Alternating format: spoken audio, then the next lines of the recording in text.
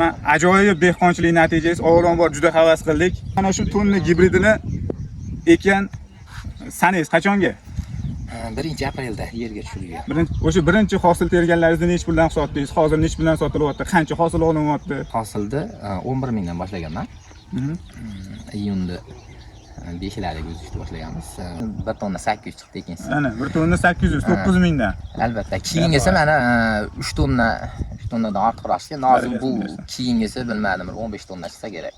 Mana shunaqangi natijada, misol uchun oziqlantirish tartibi haqida qisqacha o'zingiz tajribangiz bilan shu kanalimiz kuzatuvchilaridan bo'lishib ketsangiz, okey? Kali, super fosfat va nima sulfat ya'ni. Assalomu alaykum, Davron aka. Tanishganimdan xursandman. Ajoyib dehqonchilik natijasi avvalambor juda havas qildik. Endi bunaqa natijaga erishishga hamma ham havas qiladi, hamma ham shunaqa natija olgisi keladi. Qisqachagina shu kanalimiz kuzatuvchilariga ozgina qiziqtirgan savollarga endi javob beramiz. Aka, mana shu tonni gibridini ekan sanangiz qachonga? 1-aprelda yerga tushirilgan. 1-aprelda yerga tushirilgan. Qanchada hosilga kirdi? 1-aprel bo'lsa 70 kundan to'liq nima bo'ldi. Hosilga kirish boshladi. May iyunda 5-10larga o'zish boshladim. Baragasini bersin. Ana endi bu ko'pchilikni qiziqtiradigan narsa albatta daromad. Hammamiz ham daromad uchun ishlaymiz. O'sha birinchi hosil terganlaringizni nech puldan sotdingiz? Hozir nech puldan sotilyapti? Qancha hosil olinyapti? Birinchi hosilni 11 mingdan boshlaganman. Iyunda 5larga o'zishni boshlaganmiz.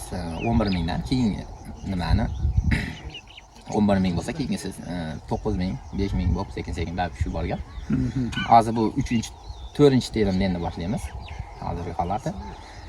Birinchisida hozir 1 tonna 800. Birinchi yengil yuzganman, 50-60 kilo yuzganman. 11 mingdan keyin oradan 3-4 kun o'tkazib 1 tonna 800 chiqdi ekansiz. Ana 1 tonna 800, 9 mingdan. Albatta. Keyingisi mana 3 tonnadan ortiqroq chiqdi. Hozir bu keyingisi bilmadim, 15 tonna chiqsa kerak. Har terimda hosil ortib bormoqda. Shunaqa. Juda ham yaxshi. Endi hozir ko'rib haqiqat ochiq havas qildik. Mana shunaqangi natijada, misol uchun oziqlantirish tartibi haqida qisqacha o'zingiz tajribangiz bilan shu kanalimiz kuzatuvchilaridan bo'lishib ketsangiz, okey? Albatta. Asosan nimalar bilan oziqlantirdingiz? Buni asosan oziqlantirishlik qo'lbola NPK deyiladi, ya'ni kali, super fosfat va nima? Shakardori deymiz bizda, sulfat ya'ni. Sulfat ham.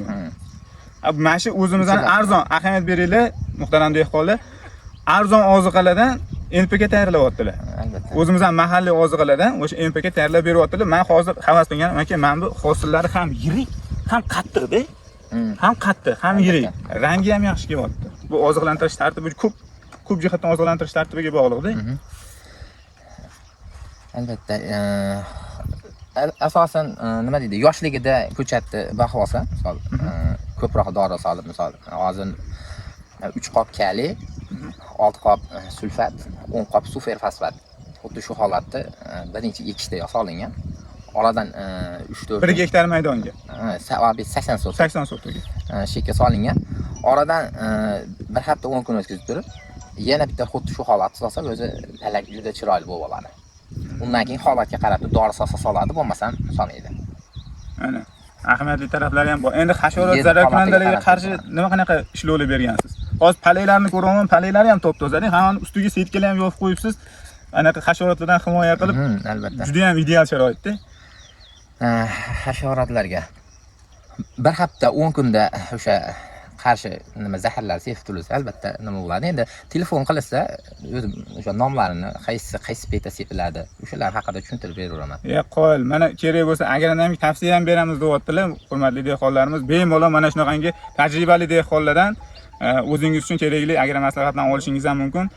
Davron aka, avvalambor ishlaringizga rivoj, barakasini bersin. Hozir bunaqangi mana endi tonnani bu nechinchi yil ekishingiz? 2-yil. Qarang, 1 yil ekdingiz, yana 2 bu yil ham, keyingi yil ham ekish niyat bor. Xudo xolasa. Demak, sizga bu tonna gibrid ma'qul. Albatta. Qaysi tomonlar bilan ma'qul bo'ldi sizga shuni? Buni ser hosil ham nimasi yirik. Sredni chiqmaydi. Yirik.